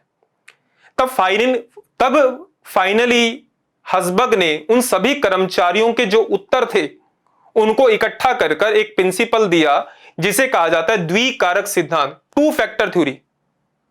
और उस 2 फैक्टर का नाम क्या है, एक का नाम उन्होंने दिया मोटिवेशन फैक्टर और दूसरे का नाम दिया हाइजीन फैक्टर। इसी को समझते हैं। तो इस सिद्धांत के अनुसार लोगों की प्रेरणा, इस सिद्धांत के अनुसार लोगों की जो मोटिवेशन है वो 2 तरह के कारकों पर निर्भर करती है। पहले को उन्होंने नाम दिया आरोग्य कारक, हाइजीन फैक्टर, और दूसरे को नाम दिया मोटिवेशन फैक्टर। एक कंपनी में गए, कंपनी के कर्मचारियों से सवाल पूछे, अलग अलग कर्मचारियों ने अलग अलग तरीके से उत्तर दिए। कुछ ने बताया कि हमें यह चीज मोटिवेट करती है, किसी ने कहा कि यह चीज मोटिवेट करती है। तो फाइनली फ्रेडरिक हसबर्ग ने उन सभी फैक्टर को 2 पार्ट में डिवाइड किया। एक को उन्होंने नाम दिया हाइजीन फैक्टर और दूसरे को नाम दिया मोटिवेशन फैक्टर। अब यह है क्या, देखिए हाइजीन फैक्टर का संबंध होता है कार्य वातावरण की प्रकृति से संबंधित। कार्य वातावरण की प्रकृति का मतलब है कि जहां पर वो काम करते हैं उस काम करने की दशाओं से है। हवा, पानी, प्रकाश, वेतन, पॉलिसी, इस सब से। तो हाइजीन फैक्टर का उन्होंने क्या कहा कि ये वह कारक हैं जिनका संबंध कार्य के वातावरण से है। जिस स्थान पर, जिस जगह पर एक कर्मचारी काम करता है, वहां की जो कार्य की दशाएं हैं उनसे मोटिवेशन मिलता है। तो इसे उन्होंने क्या कहा? आरोग्य कारक। अब यहां पर एक बात और ध्यान से समझिएगा कि फ्रेडरिक हसबर्ग कहना चाहते हैं कि ये जो फैक्टर हैं, अगर ये संगठन में अनुपस्थित है, मतलब मान लीजिए कि जहां व्यक्ति कर्मचारी काम करता है वहां पर हवा नहीं है, पानी नहीं है, प्रकाश नहीं है, अच्छा वेतन नहीं मिलता, कर्मचारियों को बार बार डांटा जाता है, तो इन फैक्टरों को उन्होंने कहा आरोग्य कारक। अगर ये संगठन में ना हो तो कर्मचारी अपने आप को डीमोटिवेट महसूस करता है, यानी ये कह सकते हैं कि वह अपने आप को सिर्फ दुखी महसूस करता है। ये ऐसे कारक हैं जिनका ना होने से कर्मचारी काम को छोड़ सकता है। अगर मान लीजिए कि उसे उतना वेतन नहीं मिलता जितना वह काम करता है, मान लीजिए कि वेतन तो मिलता है लेकिन काम करने की जो दशाएं हैं वो पर्याप्त नहीं है। लेकिन जो दूसरा फैक्टर है उसे उन्होंने कहा मोटिवेशन फैक्टर। कार्य की प्रकृति से संबंधित है, related to the nature of work. काम से आनंद मिलता है, कार्य की प्रकृति, कार्य वातावरण से नहीं, कार्य की प्रकृति। कार्य की प्रकृति का मतलब है, आपको इस डायग्राम से समझ में आएगा। देखिए ये वाले जो कारक हैं इसे कहा जाता है हाइजीन कारक। हाइजीन कारक जिसका संबंध किससे होता है? कार्य के वातावरण की दशाओं से। कंपनी की पॉलिसी क्या है, काम करने की स्थिति क्या है, क्या जॉब सिक्योरिटी है या नहीं, क्या सैलरी है या नहीं, इन्हें क्या कहा गया? Hygiene factor. अगर कंपनी की पॉलिसी अच्छी है, काम करने की दशाएं अच्छी हैं, जॉब सिक्योरिटी है, अच्छा वेतन दिया जाता है, इन फैक्टर को हसबर्ग ने कहा हाइजीन फैक्टर। ये वो फैक्टर है, ये वो कारक हैं, यदि ये संगठन में अनुपस्थित हो तो कर्मचारी काम को छोड़ देगा, कर्मचारी वहां पर काम नहीं करेगा। इसका मतलब अगर वेतन पर्याप्त नहीं है, जॉब सिक्योरिटी नहीं है, कार्य करने की दशाएं नहीं है, या फिर पॉलिसी कंपनी की अच्छी नहीं है, तो ऐसे संगठनों में कर्मचारी लंबे समय तक काम नहीं करते। इन्हें उन्होंने कहा हाइजीन कारक। दूसरे को कहा मोटिवेशन कारक, प्रेरणा कारक, मोटिवेशन फैक्टर। मोटिवेशन फैक्टर का संबंध किससे है? कार्य से। कार्य वातावरण से नहीं, वेतन से नहीं है, कार्य की दशाओं से नहीं है, जॉब सिक्योरिटी से नहीं है, पॉलिसी से नहीं है, इसका संबंध केवल कार्य से।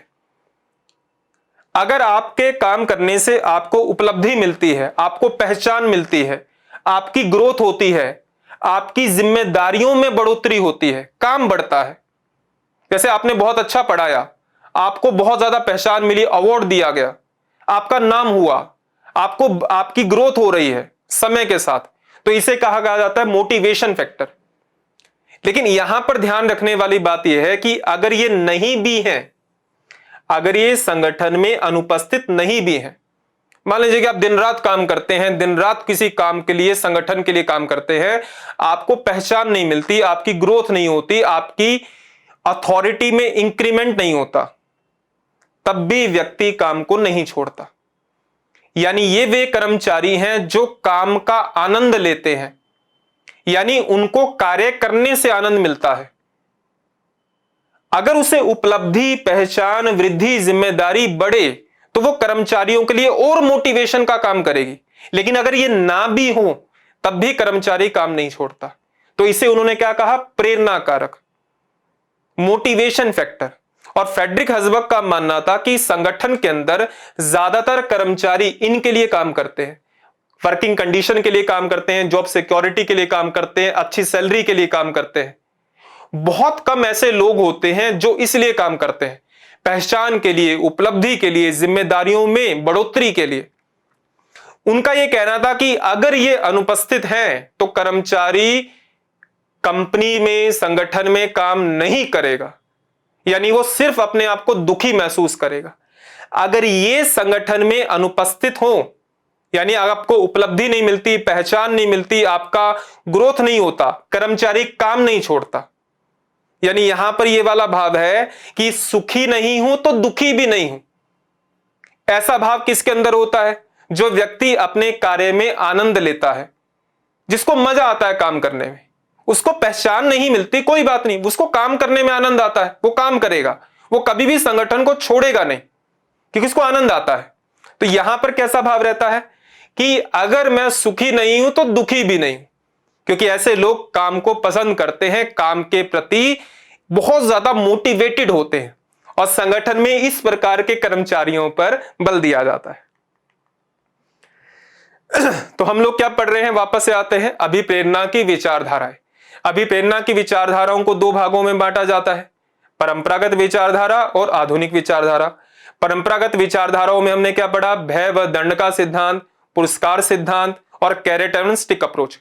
आधुनिक विचारधाराओं में तीन आते हैं, आवश्यकता सोपान सिद्धांत, उसके बाद हमने पढ़ा टू फैक्टर थ्योरी, द्विकारक सिद्धांत, और तीसरा है एक्स व वाई जेड सिद्धांत।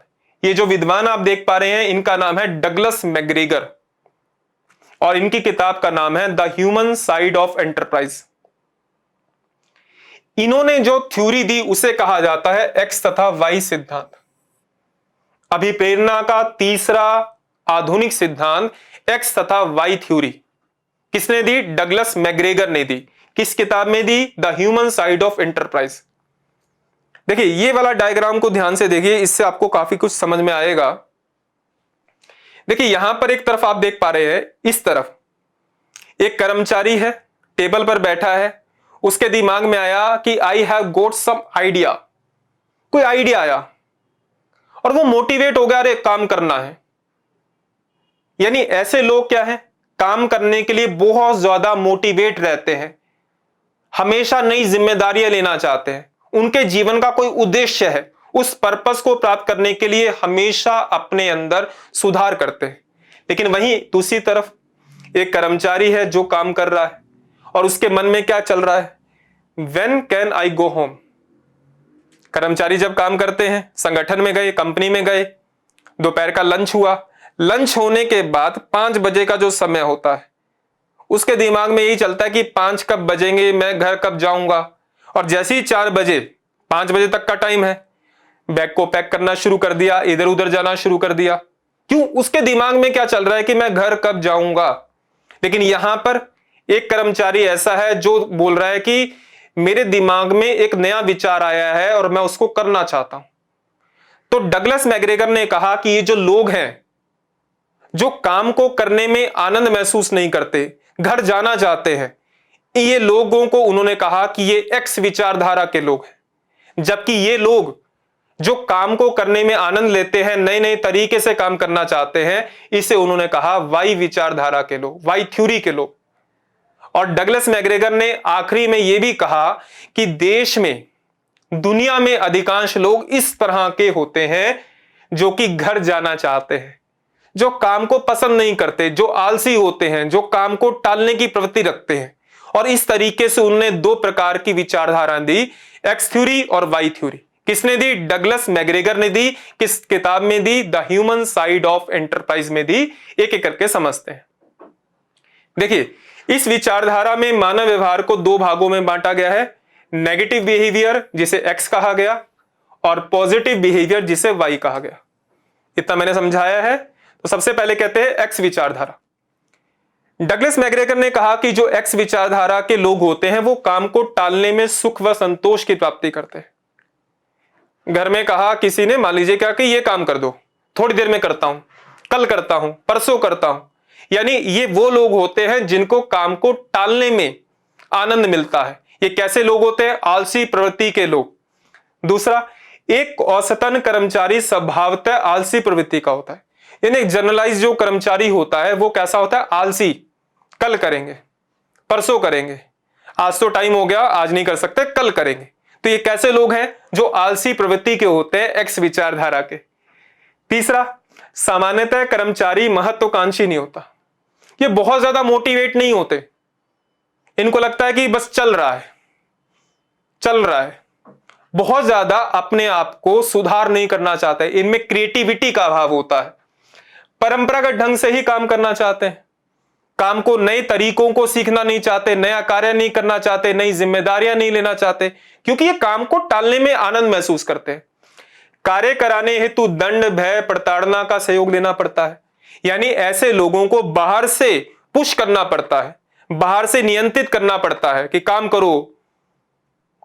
और आखिरी, आर्थिक व वित्तीय लाभ के लिए काम करते हैं, केवल पैसों के लिए काम करते हैं और किसी चीज के लिए काम नहीं करते।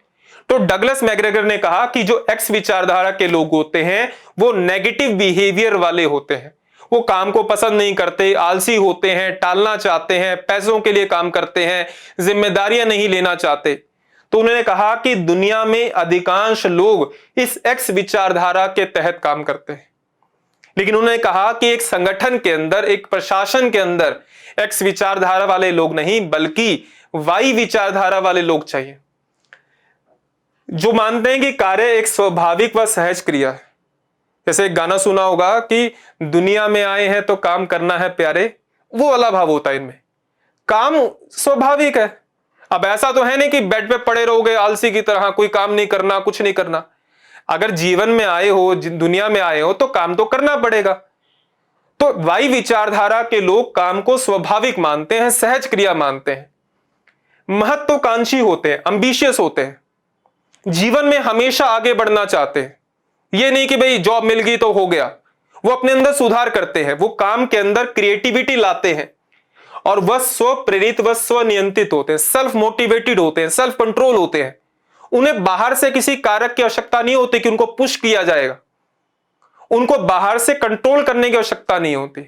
और वर्तमान में इस प्रकार के कर्मचारियों की आवश्यकता है जो काम को करना पसंद करें, जो मोटिवेटेड हो, यानी वाई विचारधारा के लोग। ठीक, तो यहां पर हम लोगों ने क्या पढ़ा? अभिप्रेरणा की विचारधाराओं को पढ़ा, जहां पर अभिप्रेरणा की विचारधाराओं को दो भागों में बांटा गया, परंपरागत और आधुनिक। परंपरागत विचारधाराओं में तीन पढ़ा, दंड व भय सिद्धांत, पुरस्कार सिद्धांत, कैरेक्टरिस्टिक सिद्धांत। आधुनिक विचारधारा में पढ़ा आवश्यकता सोपान सिद्धांत, अब्राहम मास्लो का, टू फैक्टर थ्योरी, हसबर्ग की, और तीसरा हमने पढ़ा डगलस मैकग्रेगर का एक्स तथा वाई सिद्धांत। अब बढ़ते हैं आखिरी लास्ट सेकंड सवाल पर, लोक सेवकों के व्यवहार को अभिप्रेरित करने वाले कारक। देखिए, पेपर 4 की उपयोगिता क्या है? Ethics, motivation. आखिर आपके सिलेबस में मोटिवेशन वाला टॉपिक क्यों जोड़ा गया? यानी इसका मतलब इसका कोई ना कोई महत्व होगा। और यह सवाल उस बात को दर्शाता है कि लोक सेवकों के व्यवहार को अभिप्रेरित करने वाले कारक क्या है। जो बच्चा एग्जाम को क्रैक कर सिविल सर्विस में जाना चाहता है और या फिर सिविल सेवा में है, तो ऐसे कौन से कारक हैं जो व्यक्ति को मोटिवेट करते हैं? देखिए, इसको दो भागों में बांटा जाता है। पहले को कहा जाता है मौद्रिक अभिप्रेरक, पैसा, वित्तीय, यानी वे फैक्टर जो जिनका संबंध धन से होता है, वेतन से होता है। और दूसरे फैक्टर जिन्हें हम कहते हैं गैर मौद्रिक, नॉन मॉनिटरी, यानी जिसका संबंध धन से यानी पैसे से नहीं होता। और इसमें कौन कौन से आते हैं? सबसे पहले आता है मान्यता, रिकॉग्निशन। आपने सुना होगा कि 2006 के आसपास से केंद्र सरकार एक पुरस्कार देती है, लोक प्रशासन में उत्कृष्टता का पुरस्कार। यहां पर कोई पैसा नहीं मिलता, लेकिन रिकॉग्निशन मिलता है, मान्यता मिलती है कि किस व्यक्ति ने, किस प्रशासनिक अधिकारी ने अपने एक साल के अंदर सबसे बेहतर काम किया। यह भी तो व्यक्ति को अभिप्रेरित करता है, पुरस्कार, मान्यता, पहचान। दूसरा है रोजगार संवर्धन, एम्प्लॉयमेंट प्रमोशन, प्रमोशन हो जाना। चाहे वो मान लीजिए कि आप पहले एसडीएम थे या डेप्यूटी कलेक्टर थे, आपको कलेक्टर बना दिया। वेतन तो चलो बढ़ा ही, लेकिन आपका पद भी तो बढ़ा। या फिर पहले मान लीजिए कि आपके दायरे में एक गांव आता था, अब 4 गांव आते हैं, तो जॉब में इनरिचमेंट होना, यह भी व्यक्ति को प्रेरित करता है। तीसरा, करियर संभावनाओं को निष्पादन के साथ जोड़ना, कि अगर आप बेहतर काम करेंगे तो आपको यह अवसर मिलेगा, आपको वहां प्रमोट कर देंगे, आपको घूमने के अवसर मिलेंगे। तो यह भी व्यक्ति का गैर मौद्रिक अभिप्रेरण है। चौथा, असंतोषजनक स्थितियों को दूर करना, यानी आपको ऑफिस में आने की आवश्यकता नहीं है, वर्क फ्रॉम होम है, आप घर में बैठकर आराम से तैयारी कीजिए या आराम से काम कीजिए। तो यह भी क्या है? नॉन मॉनिटरी है। आपके वेतन में कोई इंक्रीमेंट नहीं हो रहा, आपका कोई प्रमोशन नहीं हो रहा, लेकिन आपको सुविधा दी जा रही है कि आप अपने अनुसार काम कर सकते हैं। और एक आखिरी है दंड का प्रावधान। दंड के प्रावधान का मतलब यह है कि क्योंकि हमेशा पॉजिटिव मोटिवेशन काम नहीं करता, कई बार डंडा भी दिखाना पड़ता है, कि दंड भी देना पड़ता है। तो लोक सेवकों के व्यवहार को मोटिवेशन करने वाले फैक्टर कौन से हैं? तो दो हैं, या तो मौद्रिक हो सकता है कि आप उसके वेतन में इंक्रीमेंट करें, या फिर नॉन मॉनिटरी हो सकता है जिसमें रिकॉग्निशन हो सकता है, रोजगार संवर्धन हो सकता है, करियर संभावनाओं को जोड़ना हो सकता है, काम करने की स्थितियों को सुधार करना हो सकता है, आपका बढ़िया ऑफिस बना दिया या वर्क फ्रॉम होम की फैसिलिटी दे दी, या फिर दंड का प्रावधान। तो हम ये कह सकते हैं कि लोक सेवकों के व्यवहार को दो तरीके से मोटिवेट किया जाता है। एक सवाल और करते हैं, लोक सेवकों सेवा में अभिप्रेरणा को बढ़ाने के उपाय। आपने देखा होगा कि आजकल कर्मचारी जो सिविल सेवक होते हैं वो अपने काम से संतुष्ट नहीं होते, और जब उनके अंदर काम में संतुष्टि का भाव नहीं होता, या जब वो अपने आप को मोटिवेट महसूस नहीं करते, तो वो कहीं ना कहीं करप्शन या भ्रष्टाचार की ओर आगे बढ़ते हैं। तो यहां पर सवाल यह है कि लोक सेवकों में मोटिवेशन कैसे बढ़ाया जाए। मोटिवेशन के दो प्रकार होते हैं, मौद्रिक, गैर मौद्रिक, जो भी हमने पढ़ा। लेकिन कैसे बढ़ाया जाए? आखिर जो प्रशासनिक अधिकारी सिविल सेवा में काम कर रहे हैं उनमें मोटिवेशन कैसे बढ़ाएं? तो पहला है उद्देश्यों का स्पष्टीकरण द्वारा। जब एक कर्मचारी यह मानता है कि मेरा उद्देश्य और संगठन का उद्देश्य एक है, तब व्यक्ति मोटिवेट रहता है। लेकिन जब यह कहा जाए कि संगठन का उद्देश्य और मेरा उद्देश्य जीवन का अलग अलग है, तब व्यक्ति कभी भी अपने आप को मोटिवेट महसूस नहीं करता। उदाहरण के तौर पर मान लीजिए कि कोई व्यक्ति किसी संगठन में काम करता है, उस संगठन का अगर विकास नहीं होगा तो कर्मचारी का विकास या प्रमोशन कैसे होगा? तो पहला जो तरीका है वो है उद्देश्यों का स्पष्टीकरण, यानी संगठन का उद्देश्य है और एक कर्मचारी का उद्देश्य है, इन दोनों में अंतर ना होकर ये दोनों आपस में जुड़े हैं। संगठन का विकास होगा तो कर्मचारी का विकास होगा, उसको प्रमोशन मिलेगा, उसको रिकॉग्निशन मिलेगा। तो पहला तरीका होता है उद्देश्यों के स्पष्टीकरण के द्वारा। दूसरा, कुशल नेतृत्व द्वारा। संगठन के अंदर सिविल सेवा में जो बॉस होता है, जो लीडर होता है, उसका यह कर्तव्य होता है कि वो अपने अधीनस्थ कर्मचारियों को मोटिवेट करे। एक सिविल सेवक का सबसे अच्छा गुण माना जाता है लीडरशिप क्वालिटी, और एक अच्छा लीडर अपने आप को संभाल कर दूसरों को यानी अपने अधीनस्थ कर्मचारियों को मोटिवेट करता है। अगर आपका लीडर ही डिमोटिवेटेड है, आपका सीनियर ही डिमोटिवेटेड रहता है, वो भ्रष्टाचार करता है, वो काम पर लेट आता है, तो वो अपने अधीनस्थ कर्मचारियों पर कैसा प्रभाव डालेगा? तो ये एक दूसरा तरीका है कुशल नेतृत्व। अगर आपका बॉस, आपका सीनियर बेहतर होगा, मोटिवेटेड होगा, तभी वो अपने सबऑर्डिनेट्स को मोटिवेट कर सकता है। तीसरा, स्वस्थ प्रतिस्पर्धा द्वारा। स्वस्थ प्रतिस्पर्धा का मतलब कि कर्मचारियों के बीच में कंपटीशन होना चाहिए, लेकिन कंपटीशन ऐसा नहीं कि दूसरे को नुकसान पहुंचाना है। स्वस्थ प्रतिस्पर्धा कि जो भी बेहतर करेगा उसको यह सम्मान, ये पुरस्कार, ये इंक्रीमेंट मिलेगा। और यह कैसे संभव होगा? कुशल नेतृत्व के द्वारा, कंपनी या संगठन की पॉलिसी के द्वारा, सरकार के द्वारा बनाए गए जो पॉलिसी या कानून है उनके द्वारा। तो यह तरीका है हेल्दी कंपटीशन। चौथा, सहकारिता द्वारा। आजकल कोऑपरेटिव पर बहुत ज्यादा बल दिया जाता है, सहभागी प्रबंधन, पार्टिसिपेटरी मैनेजमेंट, जहां पर जो कर्मचारी हैं और जो अधिकारी हैं वो एक दूसरे के साथ सहयोग से काम करते हैं। अकेले कर्मचारी कभी काम नहीं कर सकते, अकेले अधिकारी काम नहीं कर सकते। तो अगर मोटिवेशन को बढ़ाना है, कर्मचारियों और अधिकारियों के बीच में सहयोग होना जरूरी है, यानी सहकारिता, जिसे कहा जाता है सहभागी प्रबंधन, जहां कर्मचारी व अधिकारी एक दूसरे के साथ सहयोग कर कर काम करते हैं, और इससे क्या होता है? मोटिवेशन को बढ़ाया जा सकता है। कर्मचारी मोटिवेट रहेंगे क्योंकि जो उनके सीनियर हैं वो उनका सहयोग कर रहे हैं, सीनियर भी मोटिवेट रहेगा क्योंकि कर्मचारी उसका सहयोग कर रहे हैं। पांचवा तरीका है चुनौतियों द्वारा, बाय चैलेंजेस। कोविड के दौरान बहुत सारी ऐसी चीजें हुई भारत के अंदर कि जब हमारे सामने हेल्थ सेक्टर के अंदर बहुत सारे चैलेंज आए। ना केवल सरकार प्रशासन बल्कि सब लोगों ने मिलजुल कर काम किया। तो अभिप्रेरणा को बढ़ाने का एक उपाय है चैलेंजेस, क्योंकि कई बार व्यक्ति के लिए सामने चैलेंज एक ऐसा दे दिया जाए कि तुमने अगर ये कर लिया, चैलेंज दे देना, तुम दोनों में से अगर किसी ने ये किया तो तुमको ये बेनिफिट मिलेगा, ये सम्मान मिलेगा, ये पुरस्कार मिलेगा, यानी मॉनेटरी और नॉन मॉनेटरी। देखिए मोटिवेशन के जो फैक्टर है या मोटिवेशन दो तरीके से कर्मचारियों को मोटिवेट करता है, या तो मॉनेटरी होगा या वो नॉन मॉनेटरी होगा। और चैलेंज के माध्यम से मोटिवेशन को बढ़ाया जा सकता है। और अभिप्रेरणा द्वारा मोटिवेशन, खुद मोटिवेशन, चाहे वो मॉनेटरी हो चाहे वो नॉन मॉनेटरी हो, यानी चाहे वो वित्तीय हो चाहे वो अवित्तीय हो। यानी हम ये कह सकते हैं कि लोक सेवा में अभिप्रेरणा को बढ़ाने के तरीके क्या है? उद्देश्यों के स्पष्टीकरण के द्वारा, कुशल नेतृत्व के द्वारा, स्वस्थ प्रतिस्पर्धा, सहयोग, चुनौती और फाइनली अभिप्रेरणा। यानी मोटिवेशन भी एक तरीके से मोटिवेशन को बढ़ाने का काम करता है। उदाहरण के तौर पर मान लीजिए कि आप एमपीपीएससी की तैयारी करते हैं, ठीक है, आपने प्री दिया, प्री निकल गया, मेंस दिया, मेंस निकल गया, साक्षात्कार दिया, साक्षात्कार निकल गया।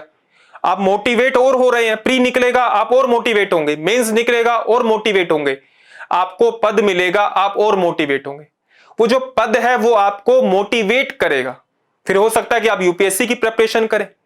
मोटिवेशन भी मोटिवेशन का काम करता है। यानी जब आपकी कोई आवश्यकता, कोई इच्छा संतुष्ट होती है तब आप और ज्यादा अपने आप को मोटिवेट महसूस करते हैं। उदाहरण के तौर पर आपने पीएससी की टेस्ट सीरीज को ज्वाइन किया, आपने टेस्ट दिया, आपने टॉप किया, आप उसे डिमोटिवेट महसूस करेंगे या मोटिवेट महसूस करेंगे। और आप क्या करेंगे? और ज्यादा पढ़ेंगे, ताकि आप चाहेंगे कि जो अगला टेस्ट हो उसमें और बेहतर परिणाम आप लेकर आए। तो इसलिए मोटिवेशन भी मोटिवेशन का काम करता है और लोक सेवकों में अभिप्रेरणा को बढ़ाने का यह भी एक तरीका है। ठीक, तो आज हम लोगों ने अपनी यूनिट 3 पेपर 4, जिसे हम लोग एथिक्स का पेपर कहते हैं, उसकी यूनिट 3 और उसका पहला टॉपिक है मानवीय आवश्यकताएं एवं अभिप्रेरणा, उसको पूरा कंप्लीट किया। किस किस तरीके से सवाल बन सकते हैं। ठीक, तो मैं उम्मीद करता हूं कि आप लोगों को ये टॉपिक, ये बातें समझ में आई होंगी। और ध्यान में रखिएगा, 5 सवाल 2 नंबर के, 2 सवाल 5 नंबर के और 1 सवाल 20 नंबर का।